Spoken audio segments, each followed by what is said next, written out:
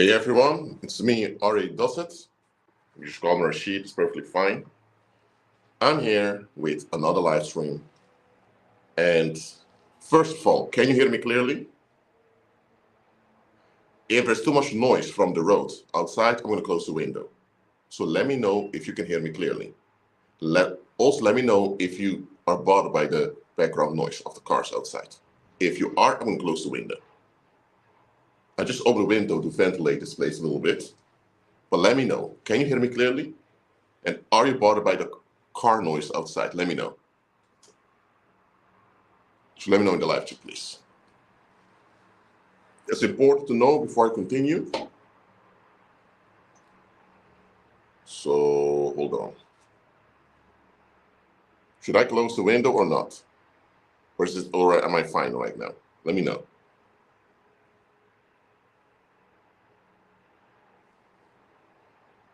No, noise is minimal. Okay, so the fact you mentioned the noise itself, hold on.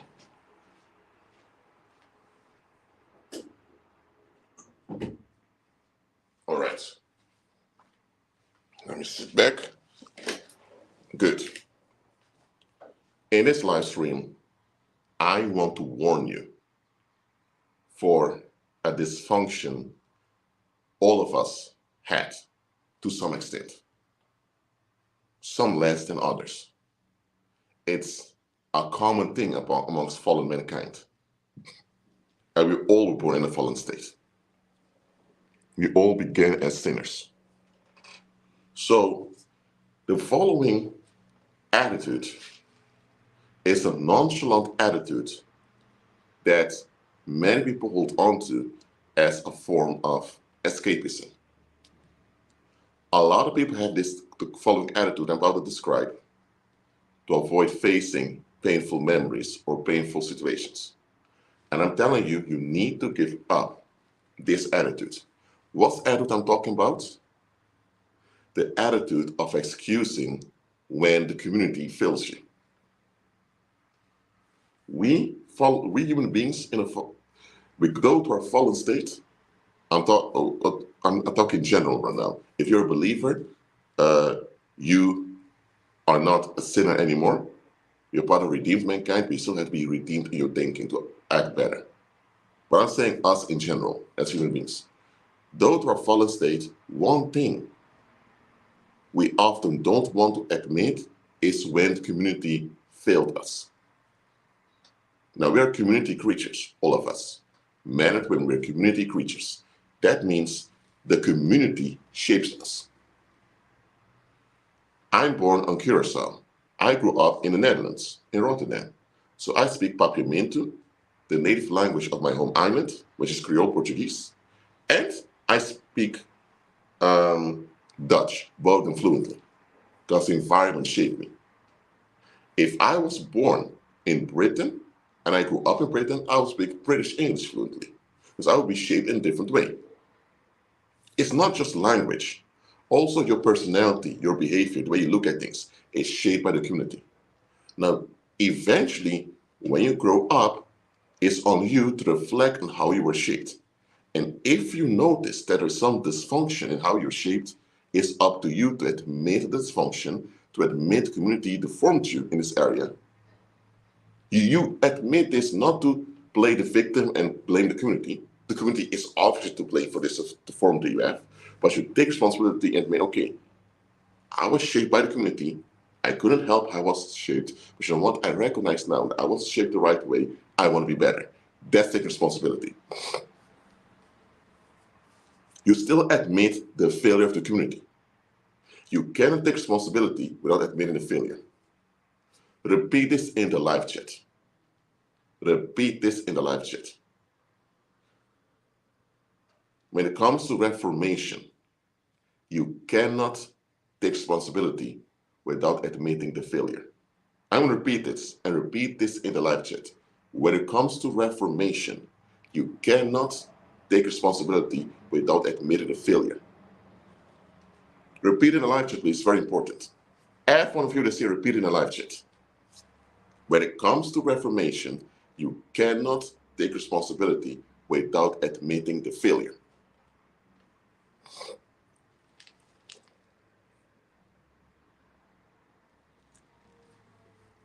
So please repeat it for me in the live chat, for those who've been here. I want to see you that you start in the live chat. When it comes to reformation, you cannot take responsibility without admitting the failure. Okay? And that is the problem with many believers. With people in general in the world, but I'm not addressing everyone in the world, I'm addressing believers now. Believers often don't admit the failure or failures of the community. Now, why is that a problem? It's a big problem. Because if you don't admit the community failed you, you are going to think it's up to you to fix everything. And in society, they encourage this misdiagnosis, as if it's all on you.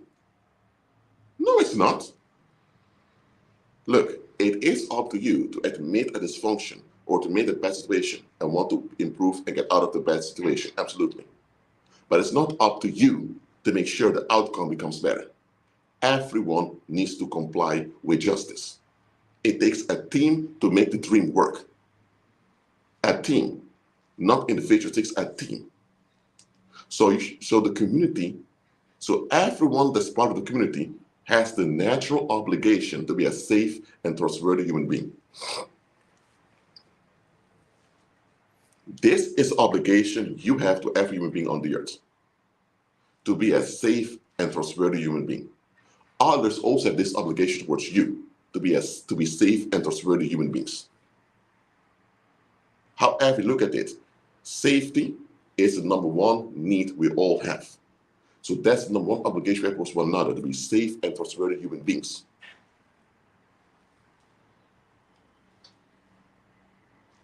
As far as our ability goes, we should want to be safe and trustworthy human beings, simple as that. And to be safe and trustworthy, you have to be realistic too. Admit your own vulnerability, admit the vulnerability of others, and deal with it in a constructive way. So being realistic is not an option, it's an obligation. So when people are not realistic, that means they're not safe. That means they failed you right over there. If someone is not realistic, means they already failed you in being a safe and trustworthy human being. Does that automatically mean that they're a narcissist, that they're evil, or that they have bad intentions with you, or that they're assholes, bitches, whatever? No, absolutely not. It simply means that something is off about the situation. And it's up to you now to admit, okay, this individual failed me by not being a trustworthy and safe human being. Now you have to investigate, how come they failed me? Is it because they're dysfunctional themselves and not aware of it? In that case, they need help. They really need help as soon as possible. If they failed you because they were neglectful, now that's a crime. They actually violated you. Not just failed you, they violated you.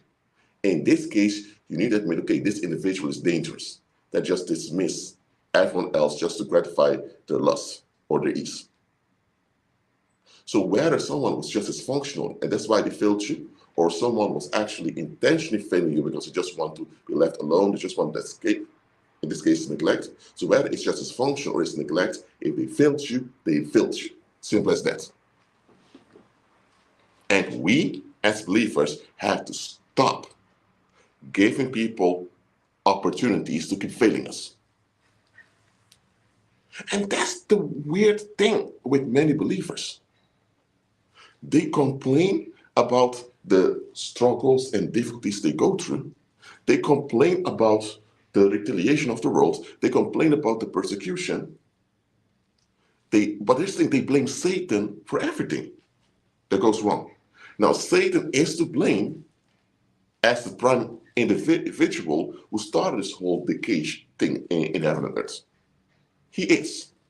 So that you blame Satan, that is technically correct, that you blame Satan. But Satan is not the only being involved in it. I mean, if your life is difficult on a financial level, and from your part, you're applying for jobs, you are hardworking, you do everything you should do to be financially well off, and still financially you're hindered, in this case, it's not you. The environment is failing you. Why are they creating more jobs?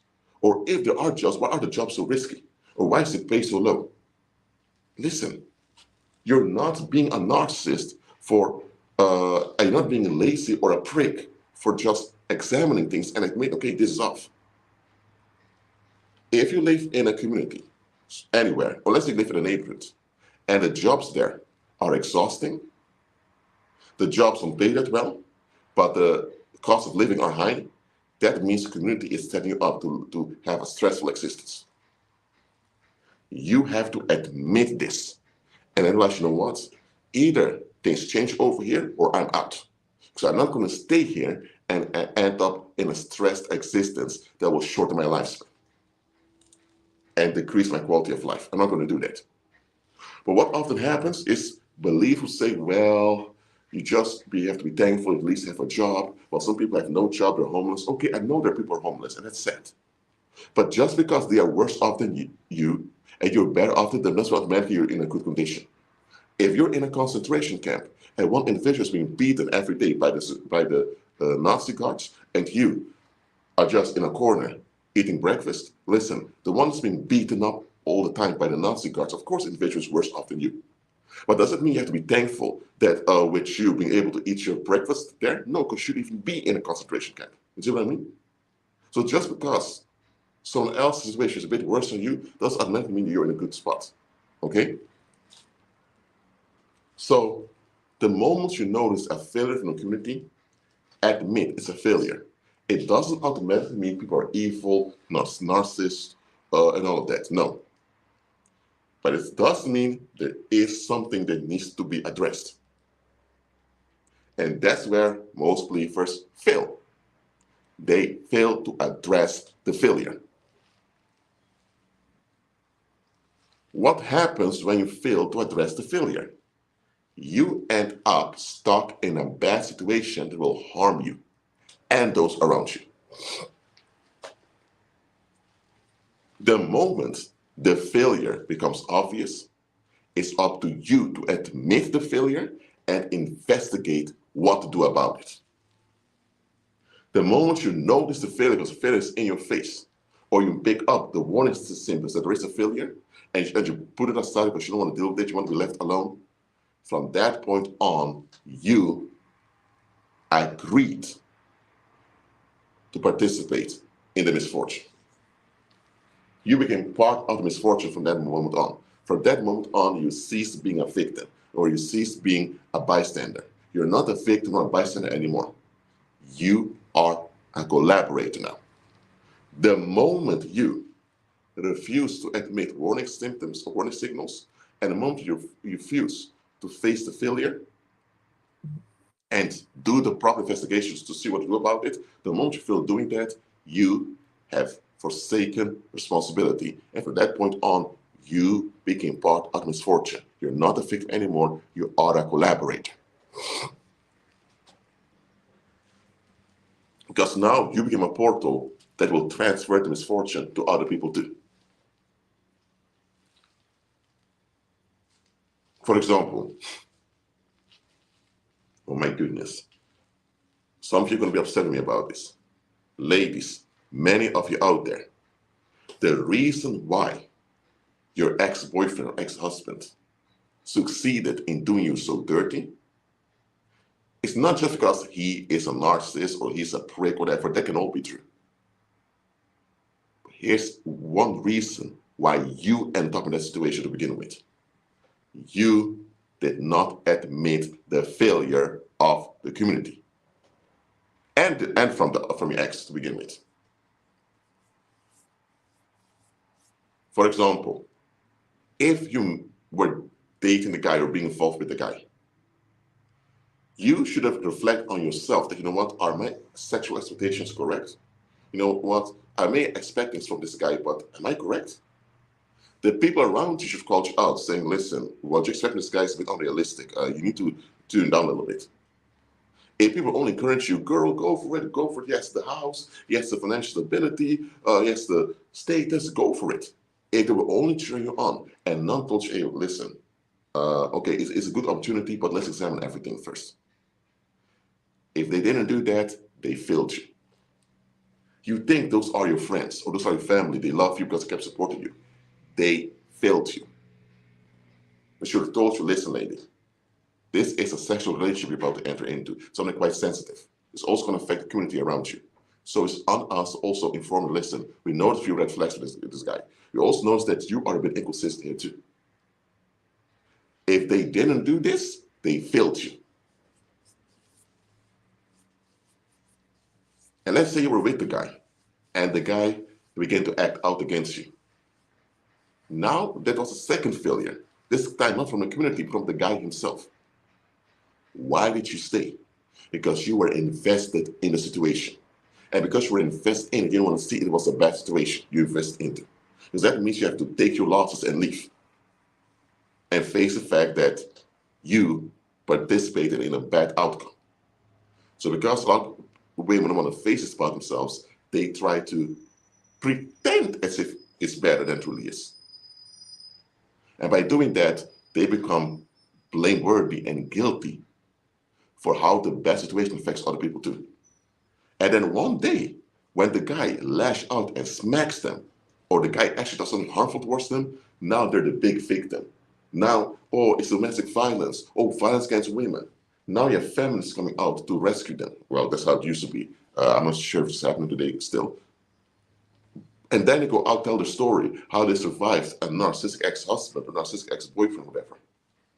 But the question remains, how did you end up in a situation? How come you stayed in that situation for so long? Because you did not admit the first failure from the community. And because you didn't admit the first failure or the other failures, you even noticed them. But it's you who didn't want to face the failure. If you faced the failure and did your investigation on what to do about it, you may have told the guy, listen, we're dating now, but you need to go into therapy because I see you have an anger issue. Or I see you have an issue with alcohol. Or you see what I mean? If you would have examined the situation, the failure, you would have realized, okay, something needs to be addressed. If you would have addressed it and the guy would have gone into therapy and worked things out, oh, it could have worked. But now, you had a false base of this sexual union, which is just you wanting to escape, him wanting to escape, the community enabling this bullshit, and now you are in a bad situation. Now there are also children that are suffering because of it. So, am I saying it's all on you for how he did you dirty? No, he did you dirty, he's wrong. He should be held accountable for it. But you are also to blame for staying in that situation that should have left a long time ago. Simple as that. You can't put it all on your ex-husband or ex-boyfriend. You have to look at yourself too. Why did I end up in this situation and why did I stay in it? Well, I should have left a long time ago. Same with you men out there. It's easy to become a red pillar, join the quote-unquote red pill community and to complain about Western women, how horrible they are. Some people go so far to say that female nature by default is untrustworthy and all of that. Okay, that goes quite far. Now you pick on having father who designed the woman, but look at this. You had a bad encounter with a woman in the past, whether it was your ex-wife, ex-girlfriend, whatever. Okay. How come you ended up in that situation with this female? And how come it took so long for you to realize this is a bad situation? In this case, if you totally were unaware of how bad it was, it means that you were dysfunctional. And now you admit that you've been deformed by the community that raised you. That means people failed you in shaping you into an alert man. And because the people failed in reforming to an alert man, you are an easy prey for this female narcissist. So it's the community that hands you out to this female narcissist because you were not shaped to be an alert man. In this case, you're happy that relationship is over. You're happy, but you also have to hold on a minute. I ended up here because I was neglected by the community. Okay, so the community is to blame. Are you going to hold on to the blame of the community? No. You process it and you actually move on and realize, okay, I can't relate to these people the same way. Once you admit the failure from the community, you investigate what to do from now on. You're not going to be stuck in a blame cycle. exhausting yourself with self-pity. You're not going to do that. You're going to investigate to check what should I do about the situation for it to be constructive. That is what responsibility is. Now, my question, how many of you ever ended up in a situation and later find out I could have easily avoided the situation if others around me would have looked after me? How many of you have been into situations like that? Let me know in the live chat. Let me know. For those that here, let me know. I can see the live chat right over here, by the way.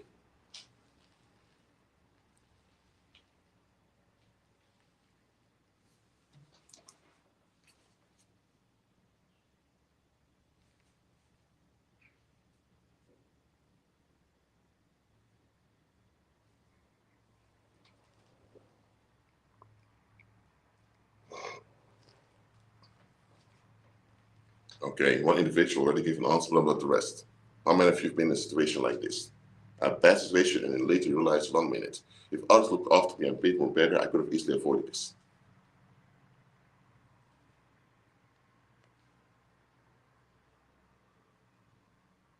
Well done.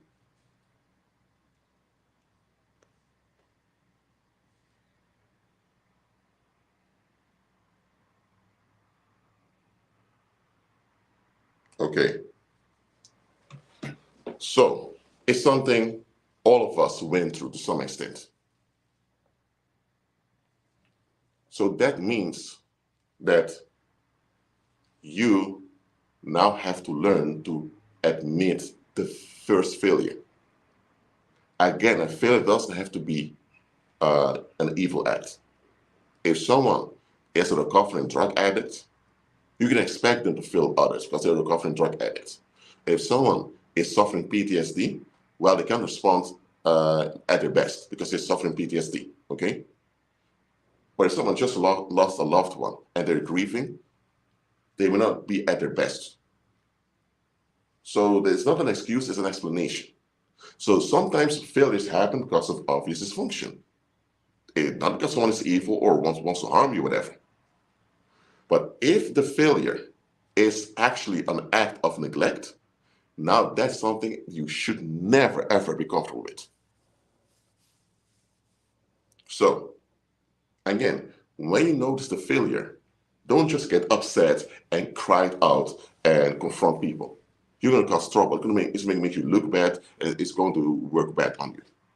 Admit the failure to yourself. And also, be real. If you ever failed someone else, you failed someone else.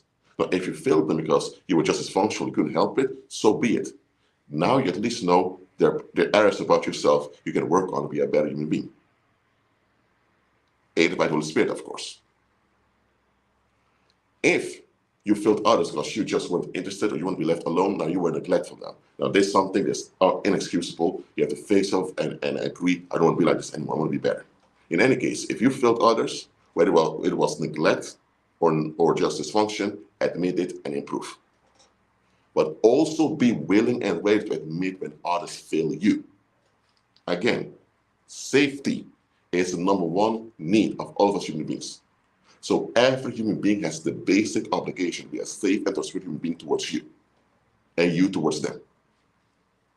So even if you're not deeply involved with someone, like for example in a marriage or family relations or at work, even if someone's just a stranger, still have this basic obligation towards you. If they can't make through that obligation, they already failed you.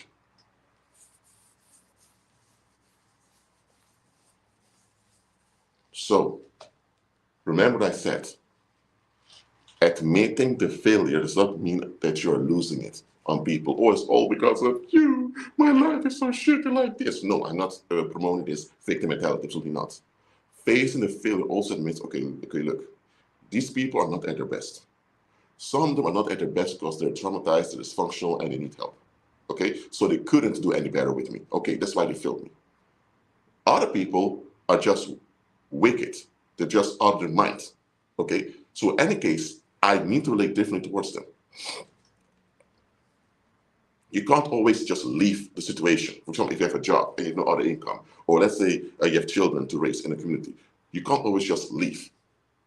What you should do if you can't leave physically is you have to change how you relate to those people. So if you notice, for example, that your parents are untrustworthy, that means your parents failed you. And also the community, because the community should be the ones keeping your parents in check. So if your parents failed you, either by being abusive towards you, or being neglectful, or by just being absent, the community failed, because it was the community's obligation and responsibility to deal with your parents, to make sure you as a child had a safe upbringing. So if the community, which includes your parents, failed you, okay, admit. If your parents are not evil people, if they're not bad people, they're just highly dysfunctional, admit they're highly dysfunctional. So because they're highly dysfunctional, you can't talk with them about everything, you can't be that close towards them, so change how you relate towards them. Simple as that. If your wife failed you, I'm not telling you to get a divorce immediately, no. Just realize your wife failed you. If the failure was neglect, okay, then I would recommend you to exit that marriage, because neglect is inexcusable. And if the other party doesn't want to change and become better, leave. But if it's not neglect, but it's just dysfunction, okay, then admit we need to go into marriage counseling, or she needs to go to therapy, or I need to be more sensitive towards your needs. By facing the failure, you're also seeing the solution. By facing the failure, you're also seeing the solution.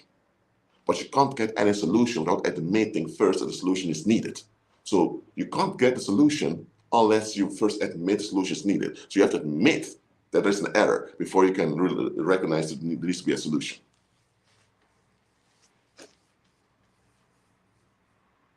And again,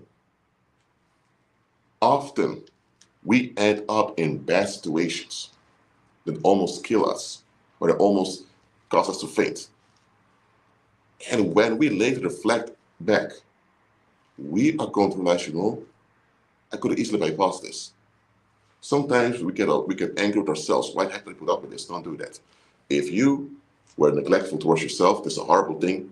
Guess what? You survived. You're alive. So please become better today. You can't change what happened, or you can't change what you did. But you can overrule the wrong you did by being better today. Absolutely. So what I want you to learn is that people have obligations towards you as you have towards them. There should be a balance. All right? People, haven't you noticed?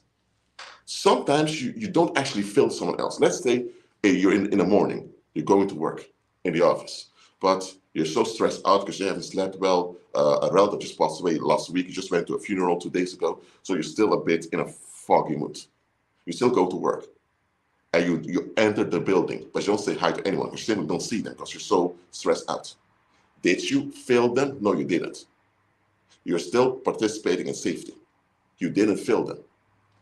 But they may feel like you ignored them, and they may feel hurt and rejected, and now they, in their mind, you failed them. Are they going to ask you what goes up with all that? Most of the time, they'll just turn on you, and before you know it, you hear nobody likes you, and you may have to look for another job. So when the public out there thinks you failed them, it doesn't even have to be that you failed them. They already put consequences on you, whether it's arresting you and putting you in prison, or whether it's just blacklisting you or ostracizing you. So the people, the world out there, if they even think you failed them, they're ready are going to offer consequences on you. The consequence is ready to be against you. But hold on a minute. When they objectively fail you, for some reason you have to take it. This is just the way the world is. Or this is life just isn't fair. You have to deal with it. How come? They tell you life ain't fair. You have to deal with it when it comes to you being neglected or being failed at. But when you are perceived as failing them, suddenly they never say, "Oh, life is just unfair. You have to take it." I'm sorry, if you're here, don't ask questions or don't relate to the topic, please. I've been doing this for a long time. Don't ask questions that don't relate to the topic. You can email me such questions. Thank you very much.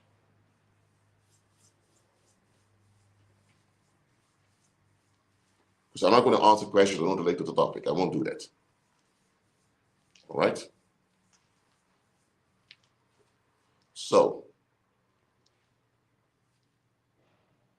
some people do not want to admit they failed you, because that means they have to face things about themselves that they don't want to see. In this case, you're dealing with a portal. That individual is a portal of misfortune. That's what they are. Demons can use them. They don't have to be unbelievers. Demons don't even have to possess them. Demons can just use their presence to trigger misfortune around you. So the moment someone refuses to admit they failed you, they keep holding on to their perspective, their opinion, how they see things, have to admit, you know what, factually speaking, examining the facts, I did fail you. I should have been better, should have been more sensitive to what I said. Or you know what, I could have done it better. The moments, so failing doesn't have to be something on purpose, like you intentionally did wrong to someone. But the moment you don't admit you failed, you become a portal. Simple as that.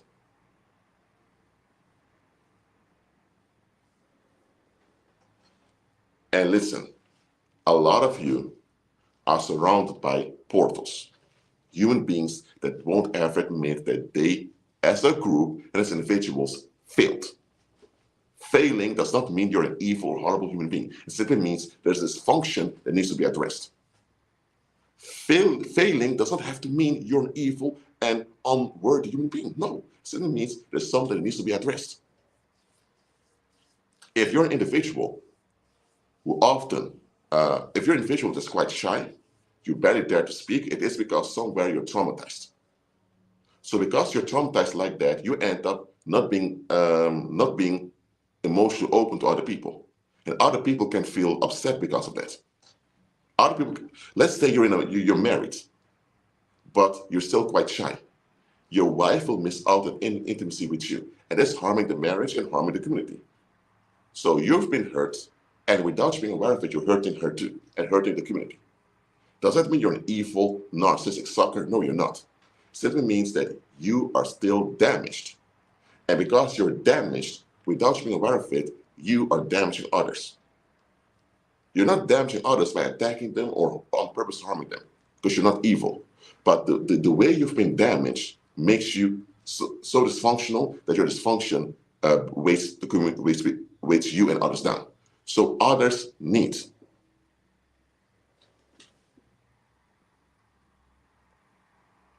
Others need you to be better. If you have children, or if you don't have children yourself, the fact you're a grown man, a grown woman in the community means the young generation is looking at you. So whether you have children or not, you ought to be a positive, constructive example to the younger people. So if you have a dysfunction that hinders you in being a safe and trustworthy human being towards other people, that dysfunction needs to be addressed. Simple as that.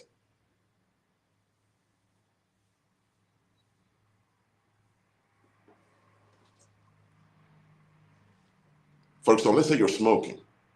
Are you an evil sucker because you're smoking? No. But that shows that somewhere you're comfortable hurting yourself because there's some anger you haven't processed. So what is the anger you haven't processed that makes you comfortable hurting yourself like that? If someone's picking up a knife and cutting themselves, we're going to say, hey, call the ambulance. This individual is suicidal. We would do that. How come when people are smoking, destroying their lungs? Your lungs are a primary organ you need to be alive. They're destroying one of the prime organs in their body. And they're comfortable doing this. They go to work, save, put money aside to buy cigarettes over and over again. Hold on a minute. Why is this individual so comfortable hurting one of their own prime organs in their body? There's no difference between someone that's cutting themselves and someone that keeps smoking. They're both accelerating their own death. That's what they're doing. So if someone is cutting themselves, we automatically call the ambulance and say we need help. But when it comes to smoking, it's the same thing. So now, if you're smoking, the community should take action to discourage smoking or to hinder you in smoking, because that smoking is this dysfunction that both harms you and it gives a bad impression to the youth. You're not an evil individual just because you're smoking, but there's something about you that needs to be addressed. And the community should address it.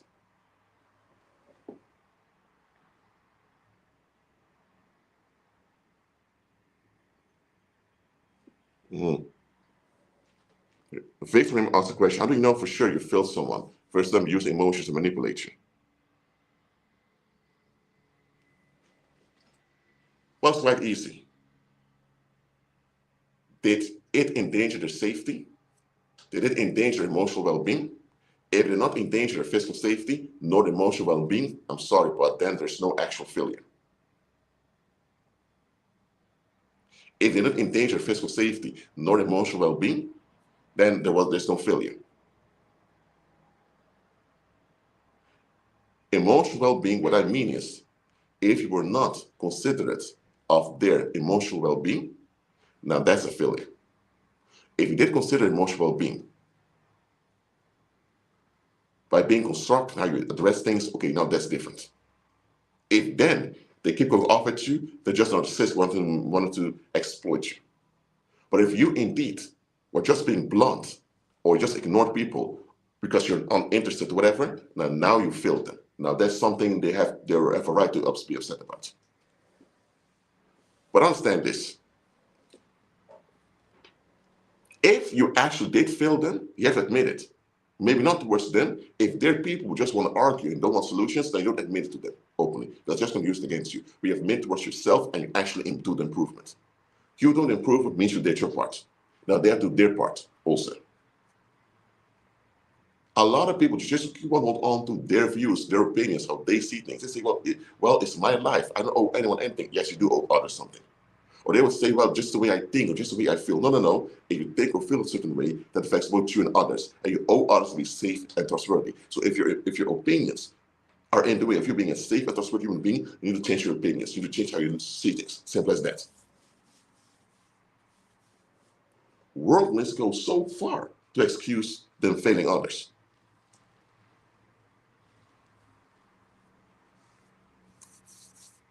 Again, if people failed you over and over again, this is something quite serious.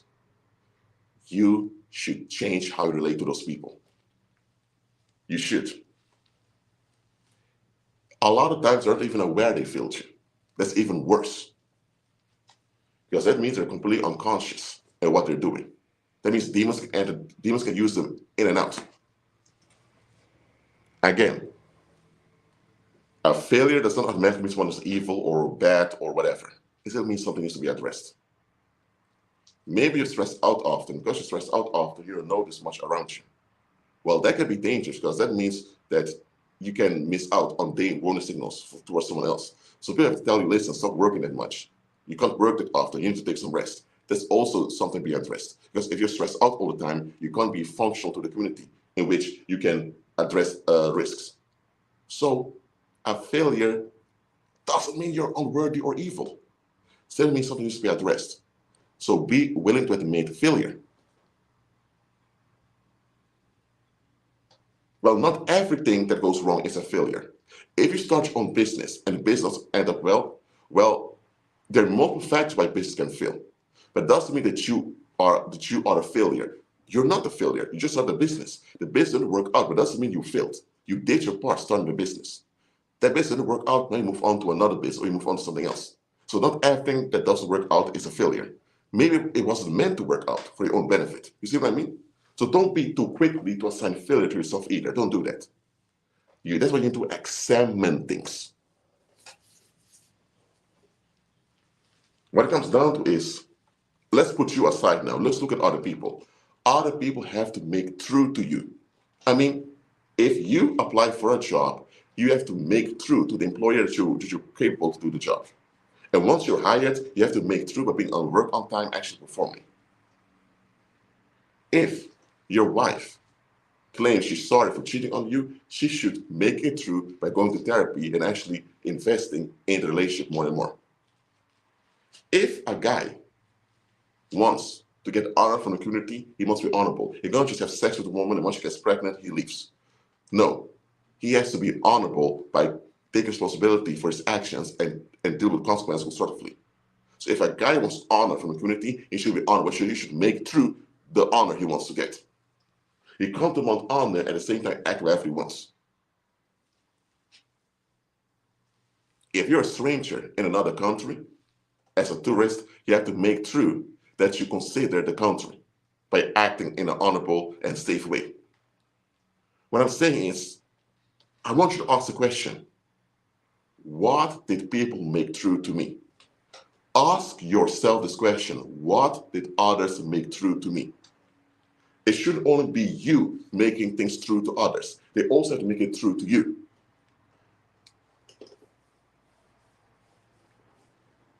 So, if they didn't make things true to you, and it's been longer than 3 months already, I'm sorry, there's a problem over here. It needs to be addressed. Again, repeat this question in the live chat. What did others make true to me? Repeat in the live chat. What did others make true to me? It's a very important question you need to ask yourself regularly. What did others make true to me? I'm waiting for you to put in the live chat. Write in the live chat. What did others make true to me?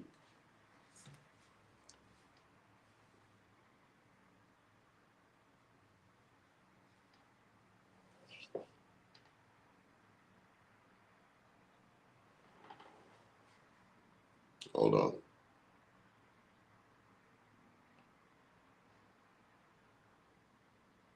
More of you need to repeat this in live chat. More of you are here. Repeat in live chat, all of you. What did others make true to me? This is a question you seriously, you know what? Write this question down, put it in your notebook, or put it on a piece of paper on your fridge. Put it somewhere to remind you, because you really need to learn this question. What did others make true to me? If you figure out they haven't made things true to you, that's a failure. Now investigate, is the failure the result of just dysfunction? Okay, then you can address it in a peaceful way and work this out. If the failure is just neglect, then you have to remove some of those people as soon as possible in a peaceful way.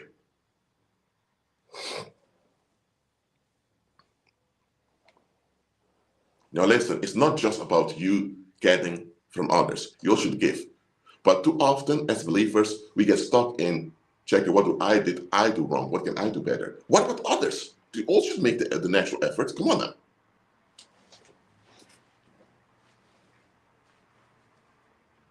What did others make true to me? Ask yourself that question. But be warned, once you seriously ask yourself that question, you have to be ready to get the answer. And there are many of you who will have to admit, well, these people didn't make shit through to me.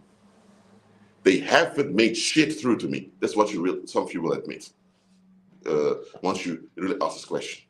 And if you figure out that certain people or a group of people didn't make shit through to you, admit it. If you have to cry, because it's said, cry about it.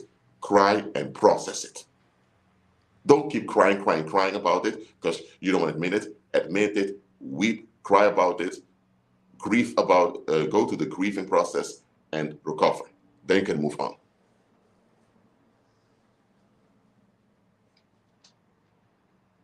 Others not making it through to you is betrayal.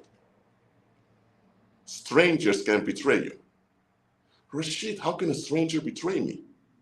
I told you, if they fail at being a safe and trustworthy human being, that's already betrayal, because that means they are putting their own selfish pursuits above the safety of the community. That's betrayal. That means they are putting you at risk. Now, betrayal, most of the time, it relates to people close to you that you're involved with. For example, a woman that's a prostitute somewhere in the country cannot sexually betray you. That's adultery. Only your wife can. Someone that's not your wife or someone that's not deeply sexually involved with you cannot commit adultery on you. Only someone who is sexually involved with you can do that, if it's a long-term invested relationship.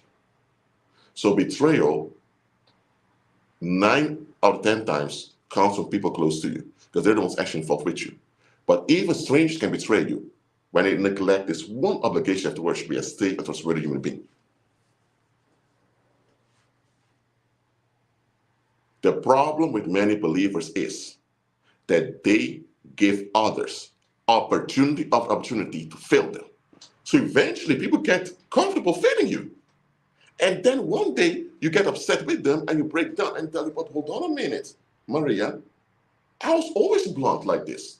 Since the first day we met, I've been blunt. I've been just speaking my mind all the time. How come 5 years later you're so upset about it? Look, they were failing you all along. You simply never addressed how insensitive they were towards you. So they felt comfortable being so insensitive. Now, they're wrong for being so emotionally sensitive towards you. They're wrong, absolutely. But you are also wrong for keeping yourself around so that they gave them opportunity to be insensitive towards you. You should have never kept yourself around so they have the access, the opportunity to be insensitive towards you. Because them being insensitive towards you affects you the wrong way. So why did you keep yourself in that bad situation? Because you were brainwashed or whatever. Admit it. There's also failure on your part, also not just on their part. Stop giving people opportunities or say chances to continue to fail you. If they failed you, okay, put it on pause, examine what goes on. If it's redeemable because it's just dysfunction, you can be around them and work on a solution. If it's not redeemable because it's just neglect, you move away from them and shake dust off your feet. Simple as that. But you have to address the failure. You have to. You really have to do that. Instead, many believers give opportunity, chance after chance, year after year, and people keep failing them. It goes so far that people think they have a right to fail you because there's this thing called free will, which doesn't even exist.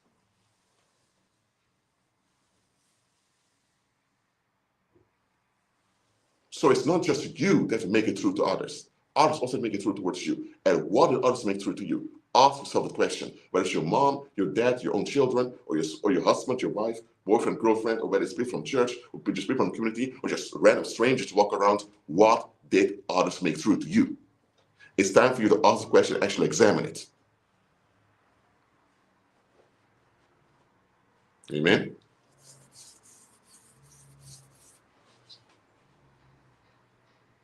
And that's why so many of you go through depression, you go through mental breakdowns, you go through burnouts. So many of you go through so much unnecessary difficulty because you are in a bad situation that harms you. But it's a bad situation you could have easily avoided. If you're dysfunctional, so dysfunctional you didn't notice the bad situation, then look for help, look for therapy to improve. Admit the damn failure, please. I won't excuse my language. Admit the damn failure. And stop beating around the bush or making excuses. Especially when it's neglect. If it's dysfunction of people, okay, it's dysfunction. People often can't help being dysfunctional because remember, the world formed all of us. But if someone is neglectful, okay, that's a crime. You can never put up with that. But too often we keep making excuses, finding logical explanations to justify people neglecting us. That's something we do. It's not Satan doing it. It's not demons doing it, because demons will tell you, by the way, don't consult evil spirits. Don't do that. Don't do fortune telling. I'm just telling you, demons will at least tell you, no. Your mom is not such a good woman, Kevin. Your mom is a horrible woman. And the demons will list all the facts of why your mom's a horrible woman. And those facts are true. Demons will do that. So even evil spirits are more realistic. They will say, he's not that good, or they didn't do you that well. Stop trying to pretend that everything's far better than it really is. Okay, it makes you feel better to pretend that things are far better than it really is, but it's going to harm you in the long run. Look, you're not going to exaggerate and pretend like everything is gloom and doom. You're not going to do that. That's being paranoid. That's pathological. You're not going to become paranoid and expect everything to be gloom and doom. No, that's also escapism, by the way. But you're also not going to wear pink glasses, as they say in Dutch, and act as if there is no harm happening anywhere. You have to face what is, face what's not, and then check what to do about it in a constructive way. That's how it should be. Amen? So what did others make through to me? So stop excusing others failing you. Really, you have to stop doing that. Stop doing that today. Amen? Right now. All right, are there any questions about this topic? Please let me know now in the live chat.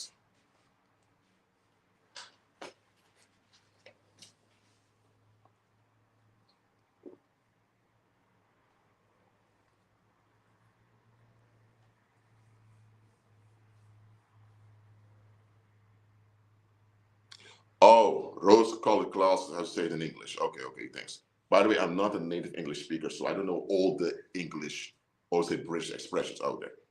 We also have American expressions also, but I don't know all of them. But thanks, Victorine, for correcting me. Yes, uh, rose-colored glasses.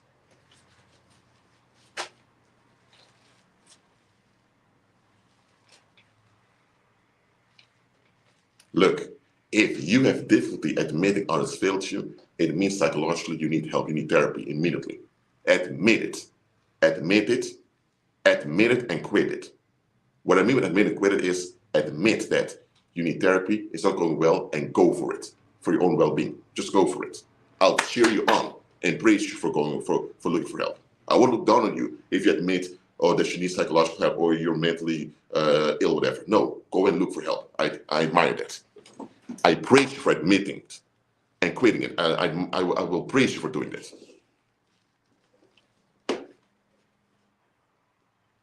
If people failed you in a reckless way and they don't want to admit it, they avoid you, don't let them stay where they are. Because those are the type of people who will explode anytime they can't escape anymore. All right? So if people insist on a fairy tale, give them the fairy tale.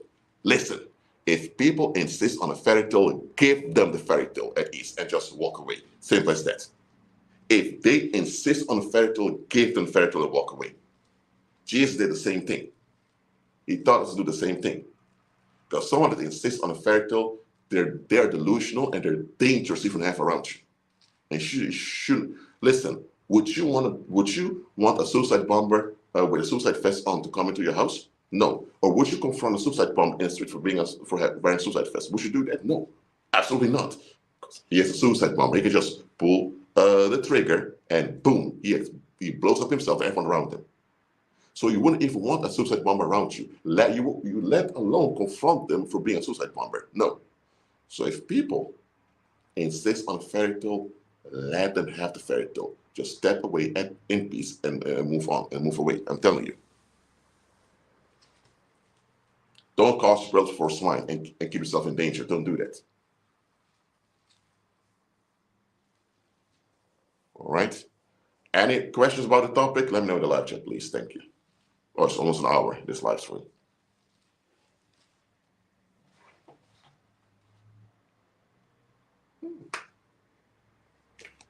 It's early in the morning now, as you can see. Oh yeah, the clock is still ticking. Praise God. Any other questions? Let me know, please.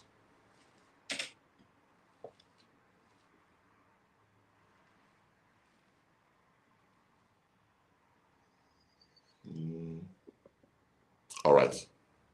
Well, let me look at here just in case. Sometimes StreamYard is a bit slow.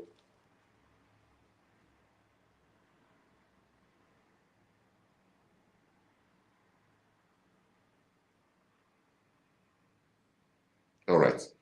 Well, thank you all for being here. Keep on agreeing with Christ. Be at peace. I'll see you next time. And remember, stop excusing others failing you. Agree with Christ. Admit what goes on. Shalom. God is good all the time.